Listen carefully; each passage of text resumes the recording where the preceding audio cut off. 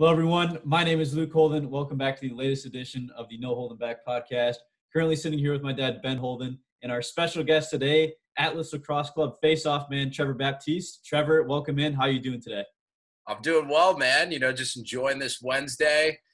Went to the gym this morning, got out of the house. Just been pretty low-key day. A lot of phone calls, a lot of virtual work, which has been interesting, but it's been good. Stayed a little busy. How about yourself? Yeah, doing good. Just kind of trying to do the same things, doing this podcast for the past few weeks. We've been having a lot of We've been having a lot of fun with that and just kind of, laying low and, doing things here and there. But that's about it for the most part with us. So what are some of the things that you're doing right now to kind of prepare for the season and get ready? I know it's postponed right now for you guys, but what are some of the things at home that you've been doing to stay in shape and keep active? Yeah, so luckily we do so I actually live with Matt Rambo, who's also a player in the PLL, and he's my teammate for the Wings in the NLL, as well as Blaze Reardon, who lives next door, who's plays for the Chaos of the PLL and also plays for the Wings with us. So we have a pretty rock star crew right out here. I would expect nothing less. Right. Yeah. So and it's a blast. Obviously, we're all in this together. We're all in the same boat. Our wing season getting canceled, the regular season being canceled during the season, then the PLL postponing a little bit. We're all in the same boat, so we're all keeping each other motivated and working out a ton. So we've been having access to a gym, which has been great for us to use, and also just doing really simple workouts has been really tough. So we run up the stairs of our apartment. So then I think there's 17 floors. So we usually go up and down 3 or 4 times and then do a circuit with that. But it's actually pretty interesting how you could get a great workout with just the things that are around you. You don't even need all that equipment. But it's definitely nice to have that outlet. So we've been doing that and, watching a little film. I think the Wings coaching staff and organization has done a great job of keeping us engaged, sending us, little film assignments to do, keep our head in the game, which has been great. Awesome. And how unique of an opportunity is it for you to be able to play box and field lacrosse at the same time professionally? Oh, it's great, man. It's a lot of lacrosse, which is in some ways, and then in other ways, it can be tough, So tough on the mental side, right? You don't really have that time to get away from it, especially if you're in a little bit of a slump. You gotta have to play through that, more traditionally in any other sport, you finish that regular season or you finish playoffs, and then you're able to kind of flip the page, take some time off, recover a little bit, then reassess a little bit of what you got to work on, kind of your long-term goals and also your short-term goals, as well as train, right? But when you're playing both, you really don't have that time.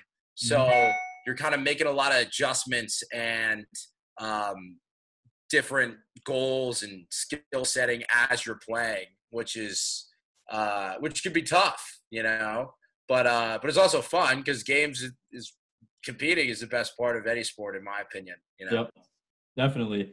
So I want to kind of go back a little bit. You grew up in New Jersey, which is obviously a hotbed of lacrosse. For those that don't know, you were getting recruited by a Division III school, and then you got a phone call from Denver. So what was that kind of thought process like, and what made you want to come to Denver and play there? Yeah, so it was kind of out of the blue, or it was a little out of the blue. So I'll give you the short, long story. So I was plenty of time, man. Yeah, I was getting recruited by Franklin Marshall. I actually committed there, and I was really set on going there. It was my number one choice since day one, and I was pretty under recruited on the Division I level. And there was other Division III schools that reached out to me, but Franklin Marshall was by far my favorite out of all those D1s and all those D3s that did. Then all of a sudden, Denver calls me March of my senior year, and I've continued to progress my skills, and I definitely knew that I was improving and getting a lot better at a pretty rapid pace. And one of my trainers and mentors, Chris Mattis, who played professional lacrosse and he played at Rutgers, I would train with him, and he was like, dude, you're too good to go to Franklin Marshall. You should go D1. Like, you really are good enough to go D1. Not to say that anyone's too good to go to any school, right? But he was saying, like, you should really try to take your talents to that even next level. And I believed him. You know, I believed everything he told me, and I knew if I worked hard, it would happen. So not many people know this story, but we would face off in this basement of this it was kind of like a house gym, but the basement had turf in it, maybe like 10 by 20, like not big at all. And he would invite all the top high school face-off guys from New Jersey, or at least from North Jersey, and he would tell me, come down, and he'd sit his phone on the windowsill and just record the whole session. So it wasn't edited. It wasn't like a highlight reel. Every single thing would be in it. Then he would send it out to a bunch of coaches. And I think Coach Sheridan at the time, he was the assistant coach or volunteer assistant coach, I think. No, he was the assistant coach at Denver. And I guess he saw it, and they were like, we need to add another face-off guy to our roster. We really want to check this guy out. So then he gives me a call, and all this stuff's happening behind the scenes. And I didn't think Chris was he didn't want to get my hopes up really early. So there was definitely a lot of response, but he would only tell me about a couple schools. So Denver kind of came on the page late, and he called me, and I was like, you sure you got the right guy? You know, like Denver, you know, like this is a top 5 team. They're going to the Final Four. Like, I think at that point it was like out of the past 5 years. So I'm like, you know, I never could imagine that this happened. So, like, you know, take a visit out, see if you like it. We don't want to put too much pressure on you. Obviously, there's some hurdles that we have to jump over with your commitment to Franklin and Marshall and how late it is in the process. But we'll get to those if you like it, you know. And I got out there, absolutely loved it. Legendary coaching staff, couldn't let that opportunity go. So I just went for it. And then I went to Denver. That was it. So to answer your question, did not see that coming at all. Well, last time you and I talked was last May around, well, it would have been this coming week. Big East tournament was this week, would have been in Providence this year. You came up and joined Panarelli and I in the booth. So yeah, we've got a lot more time in this forum than we did then. So It's great to hear that, man. I love hearing those kind of stories from you and all the athletes and coaches that we've had on, Trev. And this kind of started, just so you know, we started out, we did like 4 episodes on a phone. Yep. And then I tried to get another system for video, couldn't get it to work. So we went to Zoom. So now we're producing more TV than networks, man. Yeah. So it's fun. So we got to give you guys a deal, man. We got to get you on. That's right. On CBS. I got a studio here in my living room, as you can see. This is my office. And but anyway, speaking of Denver, before I want to get into the championship team and all that as we go along. But so there are a couple things that your former coach had mentioned to us. One of those was the first day. I believe it was the first day, right? You said the first day, and he kept hearing this. Was it a buzzer? It's like a whistle kind of thing, something like that. There's something on your phone. You know where I'm going with this? Yeah. Can you add to that, will you? Yeah, I don't know if it was the first day, but it was early, and I had a bunch of cadences, like down, set, whistle. That's the cadence off on my phone, like in a playlist. So I had I think there was like 25 of them, and they were all like a little different. Like one was longer, one was shorter, one was, you know, in between. None of them were the same.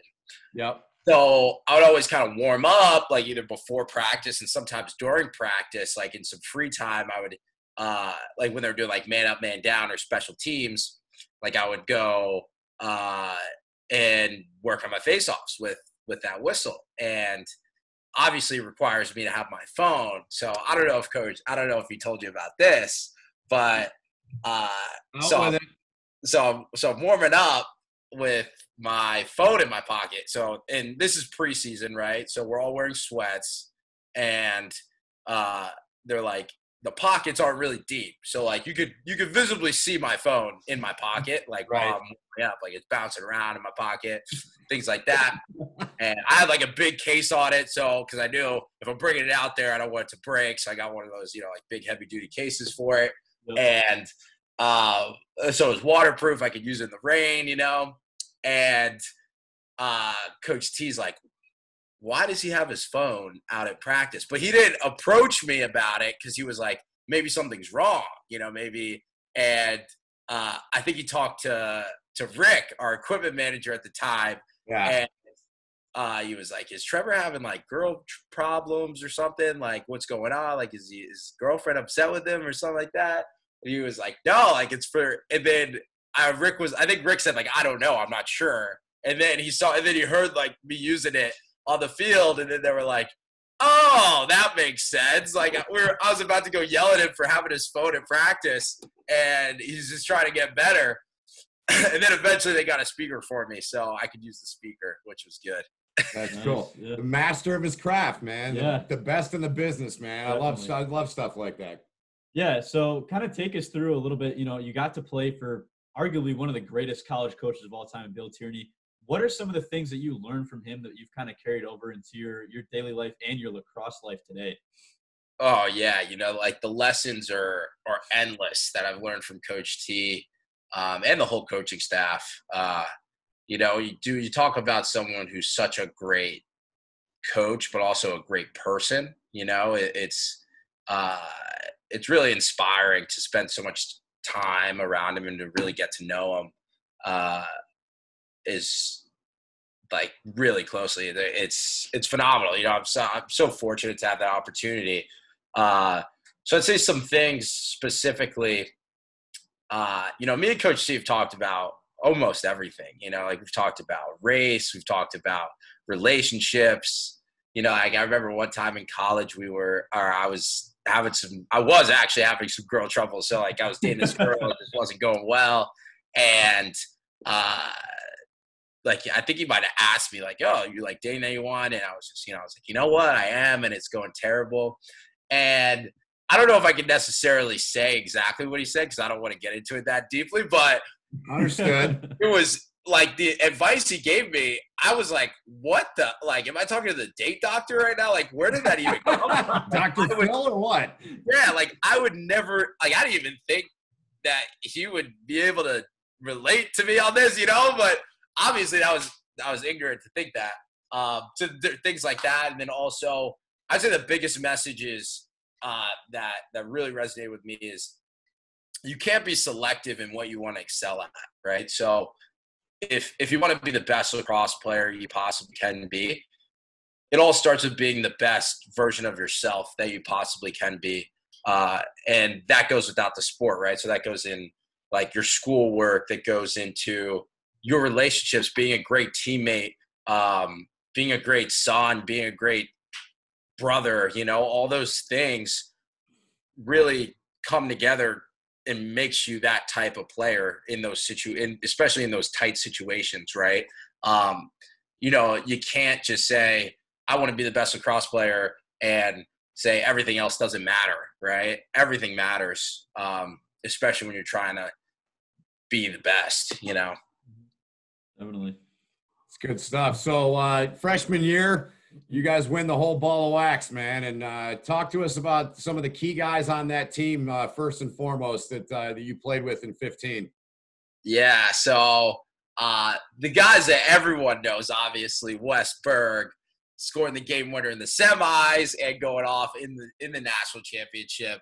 Connor Cannizzaro, he transferred to our team. He was the ACC Rookie of the year prior. Transfers a sophomore year from Maryland, and we beat Maryland in the national championship. That was pretty cool. Yeah. Sean Cannizzaro is playing attack with him, his older brother, which was awesome. Awesome to see that brother connection. And they never played attack together until the end of the year. Sean usually always played midfield, and then towards the final stretch, it was kind of like a storybook.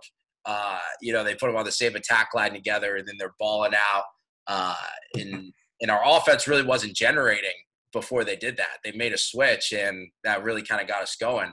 And obviously Ryan LaPlante was in net. Christian Bergdorf, great defender for us for all 4 years, and especially that year. Carson Cannon, another great one. Pat Carroll, the defensive end. And midfielders, Tyler Pace, Zach Miller, and then a lot of unsung heroes in that game, which I'd say Garrett Holtz at the short stick defensive midfield, and Eric Adamson. He was an offensive midfielder, someone who's just so consistent, could catch and finish on the crease. He can score from GLE on both sides with both hands. Still don't know how he does it. And we were such a tight group. Mike Reese, LSM, he's like Denver. And we were known to not be such a defensive team, and guys that took that personally and brought it into their game and was able to push the ball in transition, who had a huge goal for us in that semifinal game. It wasn't the national championship, but in the semifinal game. And just Jack Bobzien, another huge one. He's a guy who Colorado native, transfers to Denver, and he was a starter for us. Then he gets appendicitis, and he didn't really play much. He was starting on attack, then he didn't play much down the stretch, and he's on the sideline rooting the team on, telling the offense what to look for, looking at getting them looks of what should work, running Scout O the day before, all of that. That's what makes a team. It's not just those top guys that are obviously putting the ball in the back of the net and stopping the ball from going to the back of the net, but everything in between. And I think that's why we took it all the way that year. Well, that's awesome to hear, man. And so Eric Law, who we did one of these with as well, your teammate with Atlas, of course, and another great pioneer. He said to me, I did the game in 2011 when they played Villanova. It was the first time that a team west of the Mississippi had hosted. He said that was one of his top 5 memories of all time. That was obviously a huge step in building Denver's program. Right. So the follow from you guys winning the national title, my point, what did you see, or what have you seen as a continuation on maybe from that, specifically maybe in Colorado or for programs that are west of the Mississippi, Trev? Right. Yeah. I think we definitely kind of set the lacrosse world on fire a little bit with, a team off of the East Coast is winning, and I think at that point, I'm not positive on this, but I'm pretty sure only 6 teams won the national championship prior to that. It was either 6 or 8. Yeah, so you're in the neighborhood. Yeah, it was around there. So, being a school to add to that list and not a traditional hotbed of lacrosse was huge. And then also, it wasn't like we had all these kids from Maryland, New Jersey, Pennsylvania on our team. Right. We got all those guys that I named. We got guys from California, we got guys from Colorado, we got guys from Canada, we got guys from Florida, we got guys from everywhere, and for us to come together collectively, I think not only was it huge for Division I lacrosse, but I think it was huge for all players in the sport to see, it doesn't matter where you live and where you come from, right? You could be successful at this level, right? At the pinnacle of college lacrosse, which was exciting to be a part of. And I think it was great, huge for the sport. Definitely. And where do you think, kind of to touch more on that, where do you think the next West team is going to be for college Division I lacrosse? If you had to guess. I don't know.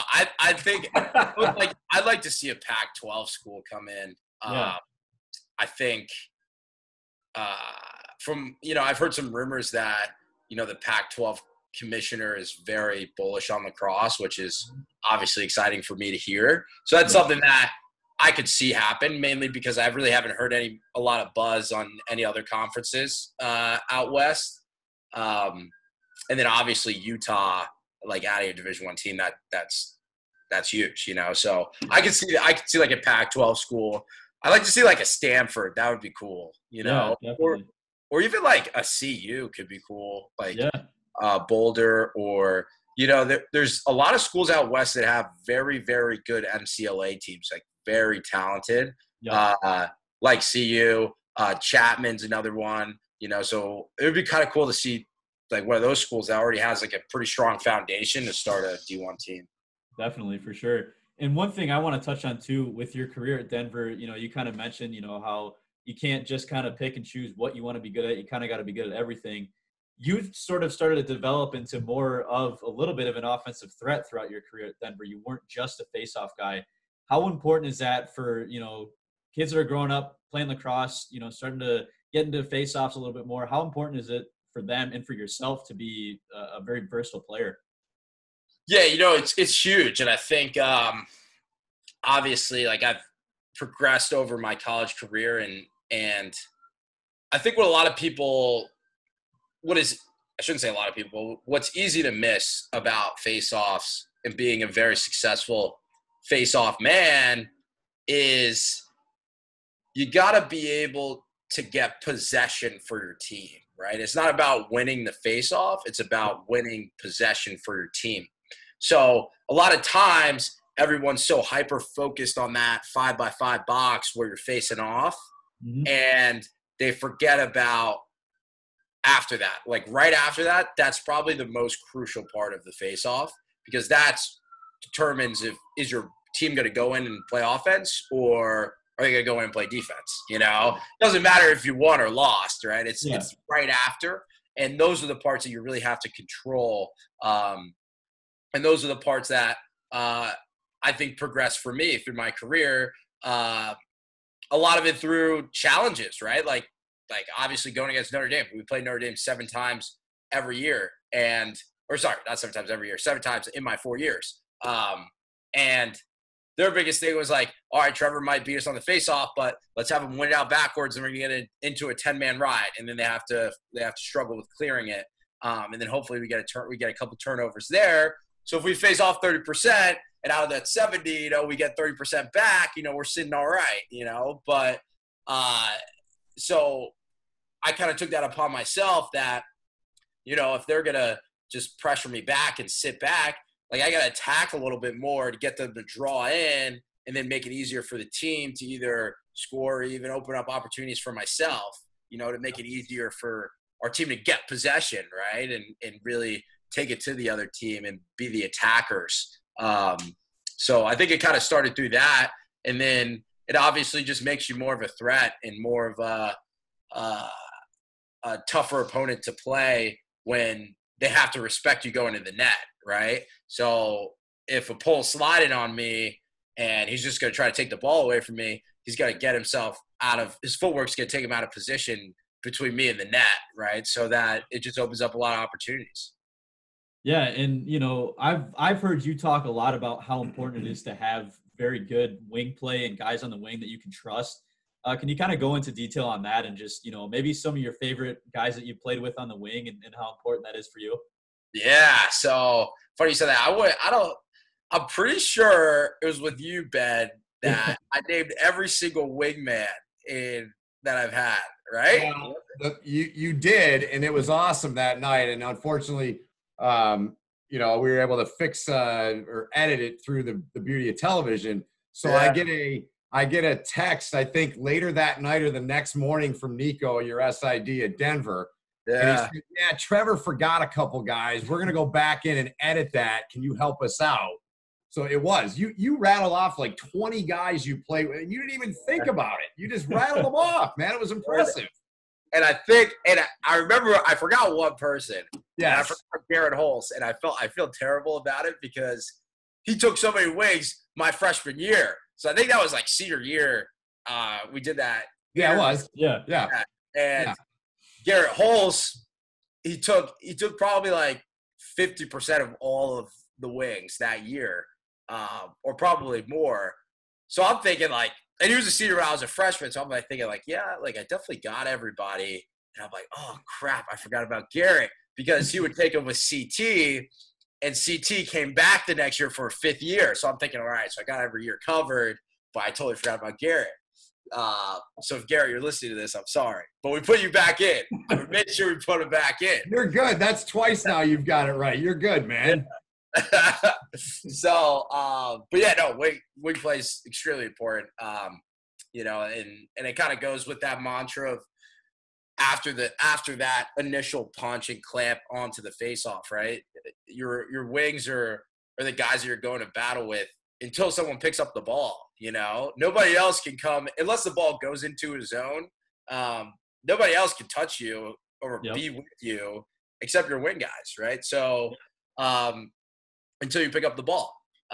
So it's important to be on the same page. I think I've been fortunate enough to play with phenomenal wing players, guys that really want to get that ball. I think that's the biggest thing. And when you look at wing play and a guy that you want on the wing is a guy that's super competitive. Obviously, there's like the speed and the ability to pick up the ground balls, and like the physicality and stick skills. Like that's important, but the guy who really, really wants it that's the guy you want on the wing. Like I'll take a guy who's maybe like a step slower than another guy, but he'll do anything to get that ball.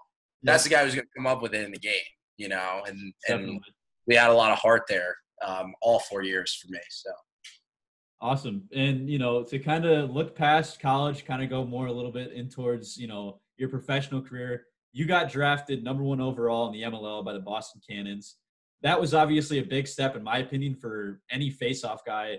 A lot of people were saying, they're taking a face-off guy in the first round. How did that make you feel being the first pick in that draft and being, the player that you are in the position that you play? Yeah, it made me feel great. Going first in anything is obviously something that kind of makes you smile, even if it's in gym class. You get picked first and smile a little bit, or you play a kickball tournament. So it was something that was good. Being a face-off guy, I think it was huge for the position, like you said. I guess what I'll say is, as a face-off guy, there's always that question that everyone's going to ask you is, okay, he can win face-offs, but what else can he do?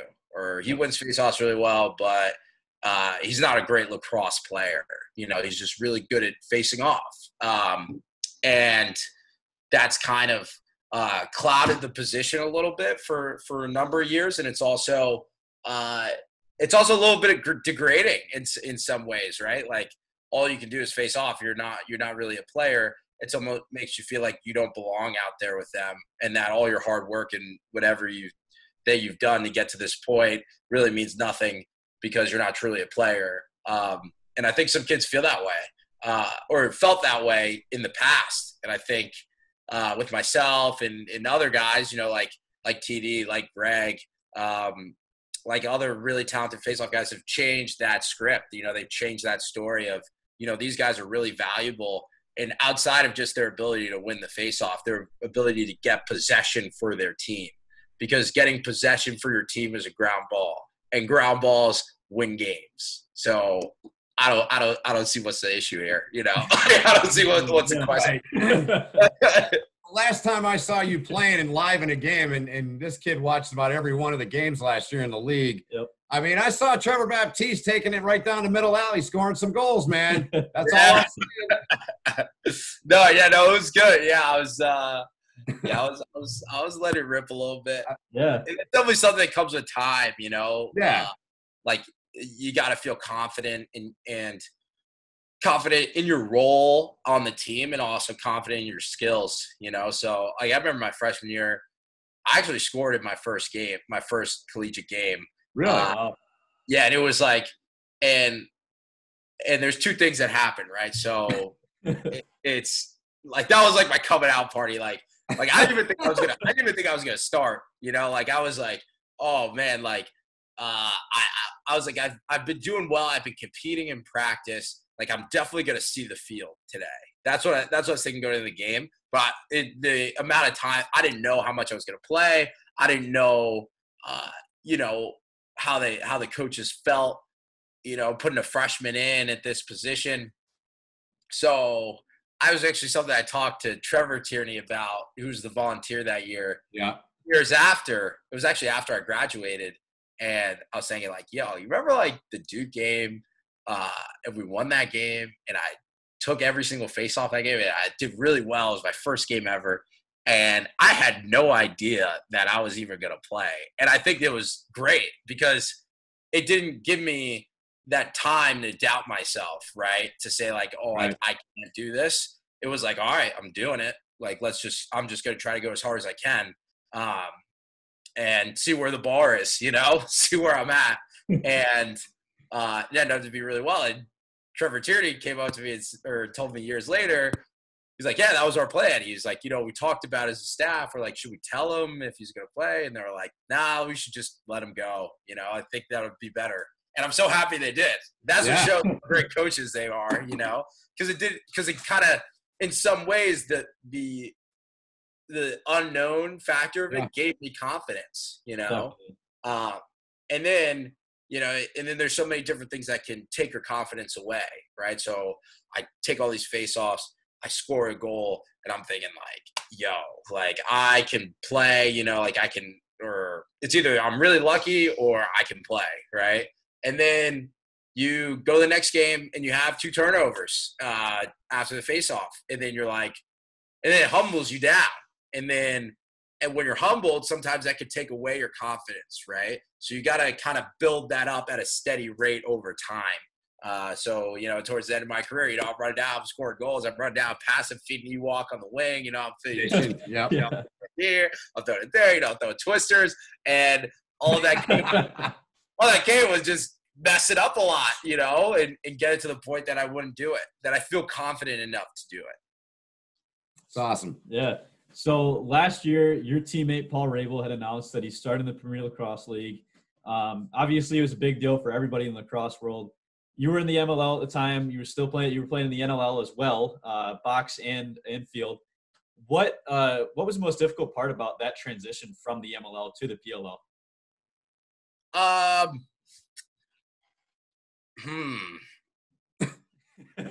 Difficult. I really didn't think there was too much difficult. I didn't think there was really a lot that was hard with it. If you're talking about the logistics and everything, the people they ran a really, really great year one. It was phenomenal, and I felt like everything was spelled out. They did a lot for the players, which made it really easy, right? I think that's after I made the decision. I would say the hardest part was making the decision. And not because of that I thought, the MLL was going to be better than the PLL or anything like that.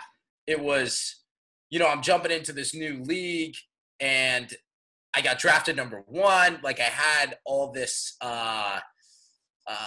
loyalty to the Cannons, they drafted me number 1. I just played 1 season. That year, I only played 7 games because of the college overlap and because of Team USA. So I only played 7 games for the Cannons.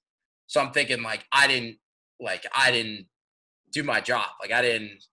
For what they drafted me for, I still owe them to more wins. I gotta help this team out, or fulfill my end of the deal. And that's just how I think as a person. I only signed a 1-year deal with them, so contractually, I really didn't have to do anything else, but I would say that was the hardest part for me, and feeling that I was going to let somebody down that trusted in me to do my job for the team. That was tough. That was really tough, and I was talking to my parents. I'm like, "What should I do?" And then there's also the side of it that you want to make the best decision for your career. So I had to keep all that in mind too. And ultimately, I'm obviously extremely happy with my decision, but I thought that was probably the toughest part. I'm sure you probably want to hear about on-field too. I mean, everybody's really good.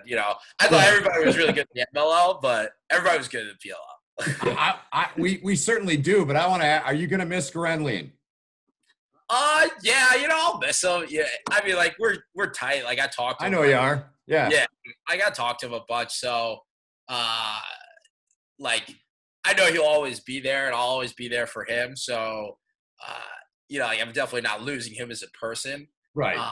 I think I'm very happy for him because I feel like he's in a really, really, really good place right now. Like it was unfortunate that they didn't go and win the championship in his last season.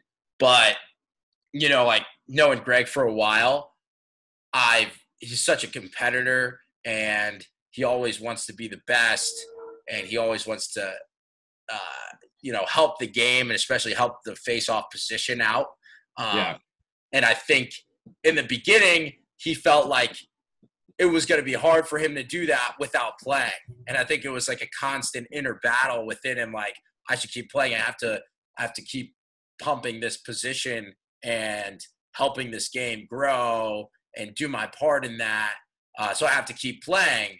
But now I think I know he's come to the point. He's like, I can do all that without playing, and not putting my body at risk. And it's time, like it's time for me to retire, which is like a pretty great thing to have that realization in any career, right? Like you see it in any other sports of so many great players. Like when they retire, it's not like oh man, like they're gone. It's more like that was a great career. Like I'm really happy for you, so I'm happy for him.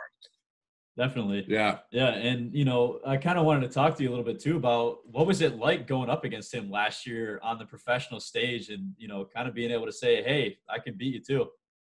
Yeah. I mean, we faced off against each other so much like previously. So, I didn't really think anything of it. I just thought like it was just another game. I think, when we were trying out for Team USA, imagine we're going against each other in a tryout. It's like, okay, whoever wins this, like, is going to make the team or not. Like, that was definitely more pressure, like, than one game in the PLL. So, like, when we got to the PLL game, it's like, oh, like, this is, like let's do this. Like, we've already competed to the highest level of this country, like, so, and we ended up both making the team, which is great. But, after doing that, I'm like, I can face off against Greg for anything. Like, it doesn't matter. Definitely. Yeah. Yeah. No, you go ahead. So I want you to take us through, you got to be a part of that 2018 gold medal Team USA team, which I think for anyone being able to go out and represent your country, especially as an athlete, is a huge thing. Can you kind of take us through, what tryouts were like, the process of getting there, playing those games and just being a part of that team? Oh yeah, it's phenomenal. Coach Sanowski and Coach Seth Tierney and Coach Amplo, they did a great job along with Coach Coach DeLuca and Coach Resch. Like they really picked the right guys, which was really cool to be a part of. And they were honest with us through the whole thing. They said, like, we're not going to pick the guy who scores the most goals in this tryout. Like, we actually might, we might, but we're focused on who's the right guy, right. Not who's necessarily the best guy, because the right guy will be the best guy for us, and it was all about how the team meshed together and getting a group together that really cared about each other and the well-being of the team. Less so of, like when you do a tryout, you're trying to get your looks, to make the team. So it was a little bit of like a paradox through the whole tryout. They're saying, like, don't just try to take your shots. Don't just try to score the ball. Like, try to make the right IQ play.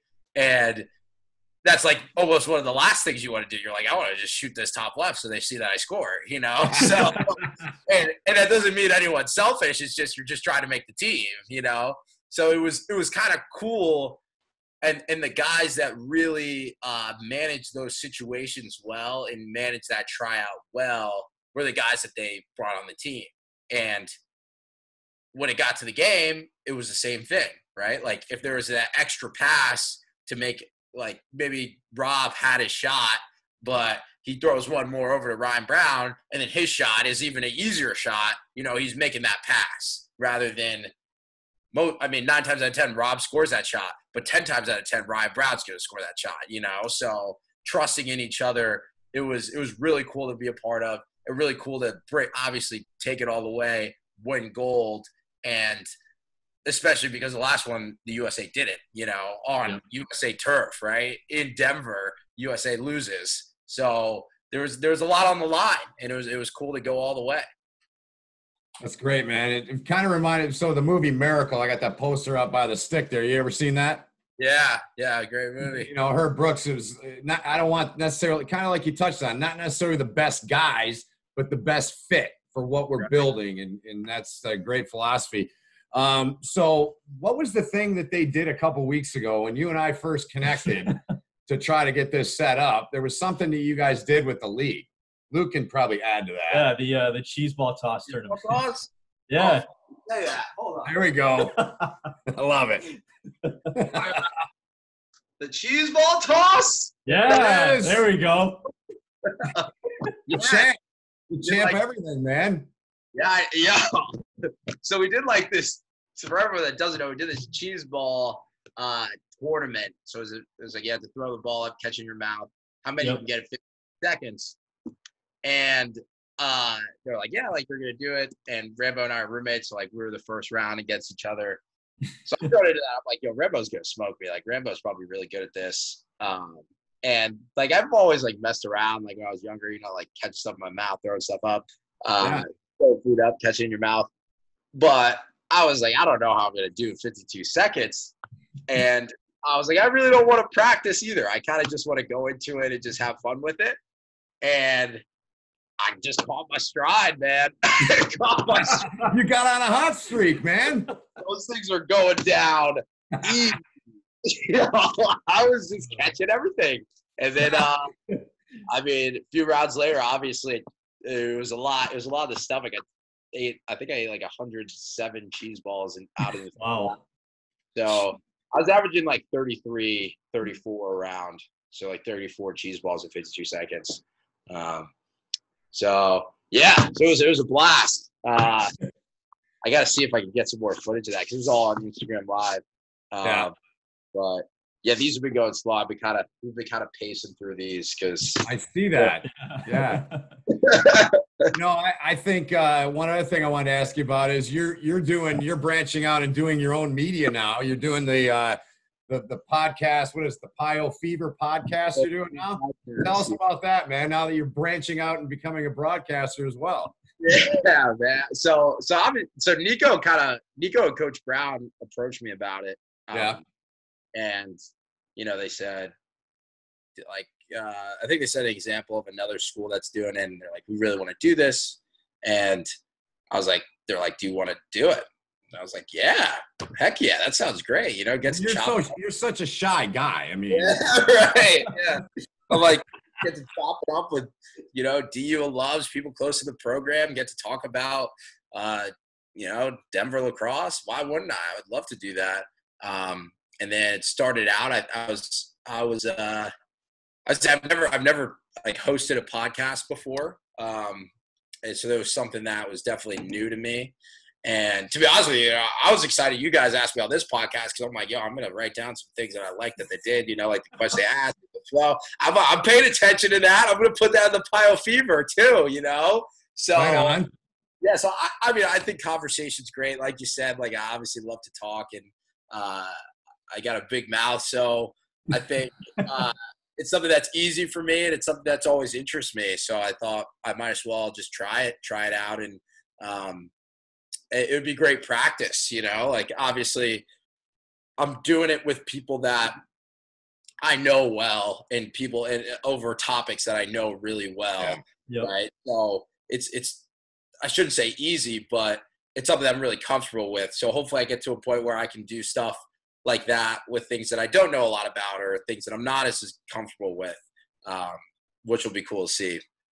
It's you're used to having the microphone or the questions fired at you. Now you're kind of controlling that. So That's kind of cool, right? Yeah. No, it is cool. And like sometimes like before a podcast or something, I'll think about what we want to talk about and things like that. And I'm like, sometimes I think like, what would be really, really hard for me to answer if I was in this position, and that's really easy for me to relate to. And I'm like, okay, I'm going to ask this. This is going to be really hard. I'm going to stump them, and I'm going to see if I can stump them.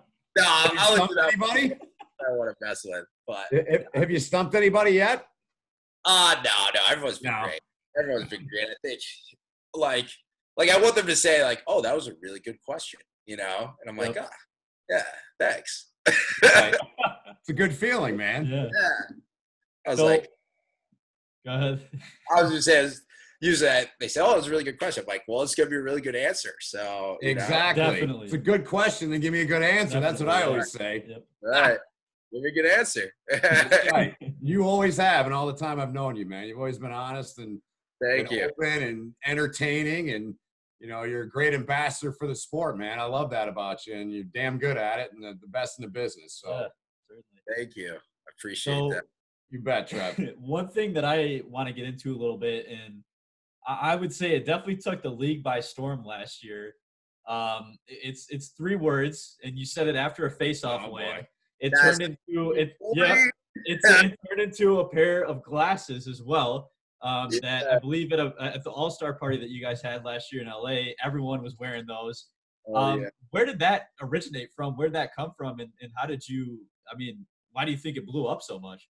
So the whole speed and glasses thing actually came before I said it.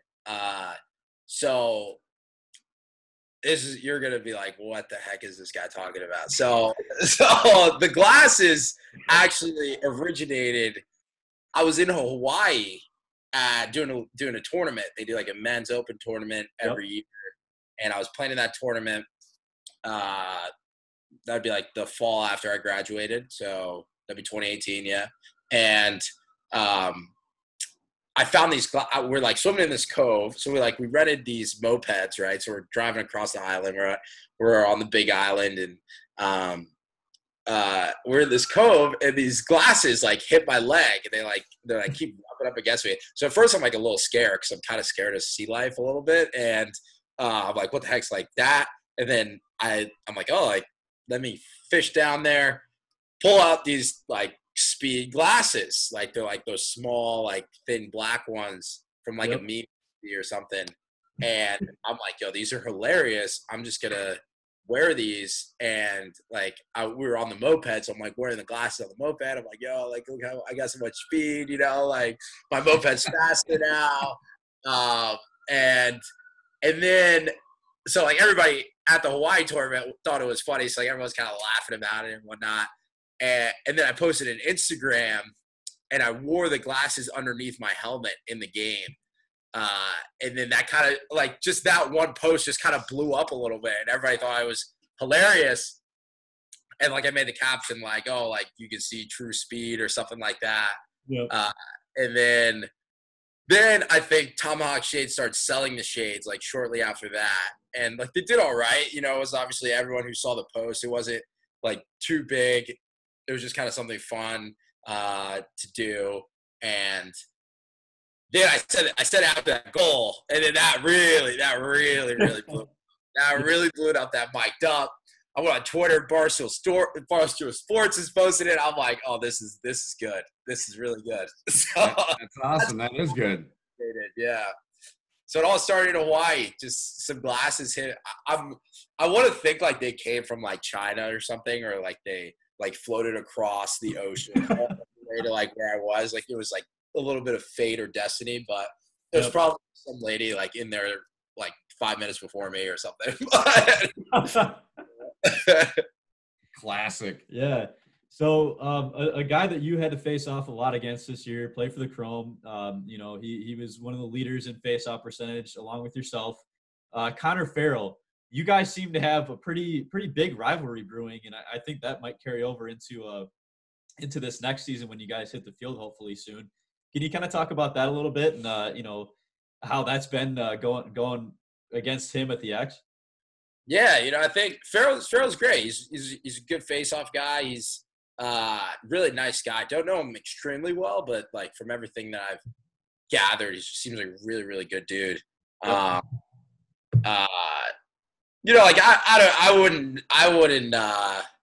don't think we have a rivalry. I think RJ tries to make a rivalry out of it. So like the PLL RJ, I think he tries to stir the pot a little bit, but I don't know if we necessarily have a rivalry. I think he had a great season. Obviously, he played at LIU Post, so went from D2 to the PLL. He came to training camp, and everybody didn't really know who he was, and he just tore it up. Like he really earned his spot on Chrome, which is cool to see. Yeah. I think everybody in the PLL is so talented at facing off. I think I've definitely had a lot of tough battles this season, so I wouldn't necessarily like focus on Farrell as like a huge rival of mine, but like I said, everyone's tough. Definitely. Yeah. You good? Well, yeah, I mean, I think the last thing too, you have a partnership with Warrior New Balance. I've seen the commercial. It's hilarious. Yeah, with the head on the stick. Yeah. So what was the process like, building a face-off head and kind of being able to be one of the first guys at Warrior to do that with them? Oh, it's great, and like so much credit to the development industry in lacrosse. Like it wasn't easy, man. It was really hard. There's so much that goes into it. I do think making a face-off head is harder than making any other positional head. Maybe not goalie. I'm not really sure about the whole goalie space, but because it's got to bend a certain way. It has to have flexibility in the right spots and stiffness in the right spots as well. So there was a lot that went into it, and there was a lot of back and forth, but it was so much fun, and I learned a lot about the whole process of creating a head. And obviously it's extremely like humbling, something that I'm proud of, to like kind of go to the store where I like grew up and be like, oh yeah, like there's a head, like there's my head. So that's cool too. But I think face-offs and lacrosse interest me so much that like I'm already thinking about the next one. Like we could totally make it better. There's so many different things that we could do. It's just a matter of the feasibility of all of them. But I feel for the Warrior guys too, because I'm calling up the like the senior developer at Warrior, and I'm like, all right, like what about this? Like what if we make this and do this like that? I've called him at like, I'm in Denver. It's like 5 o'clock Denver time, 7 o'clock. He probably wants to be home with his family. And I'm calling him like, yo, okay, so like, what about the head? Like, we should add this. Like, we should try this material. We haven't tried this material. All that stuff, So that's just something that that was fun for me. It was fun for me. Awesome. Well, we appreciate you. Talking. Let's see. We talked cheese balls. We talked glasses. Commercials. When do we expect the next commercial out? Anytime soon? I don't know. And with Warrior, it's got to be with the product. I don't know if I'm allowed to really talk about when the next head comes out. I think this whole, obviously, COVID-19 is shaking, taking things off the schedule. I think the new Evo was supposed to come out this month. It's supposed to come out in April, I'm pretty sure. Okay.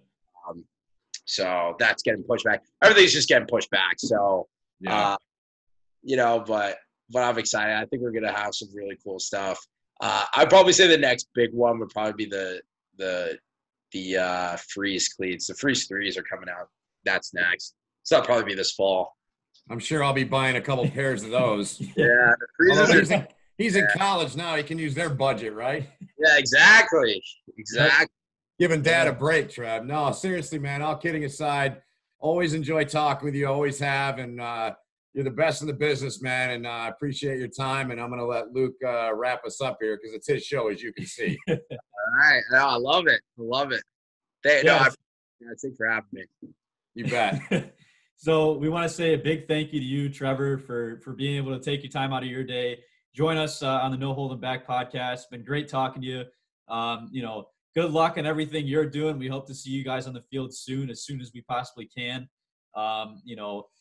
We just really appreciate your time. Stay safe, stay healthy, and thanks for joining us. Go Pios! Let's go! Thanks, I appreciate it. Talk to you down the road, Trev. Thanks for doing this. All right, no problem. All right.